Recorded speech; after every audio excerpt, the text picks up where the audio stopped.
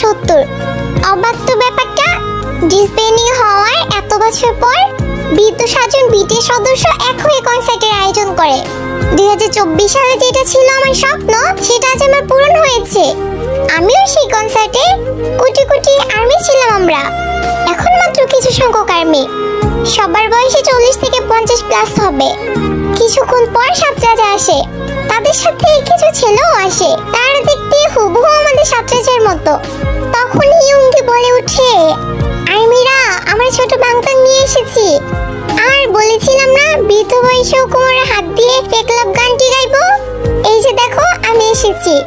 জিন বলে বুড়ো হয়ে গেছি, তারপরও I am alright handsome you no.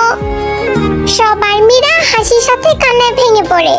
আমাদের ম্যাকমিলান বলে উঠে, তোমরা কান্না করো না, আমাদের কষ্ট হয়, ভালোবাসি তোমাদের অনেক।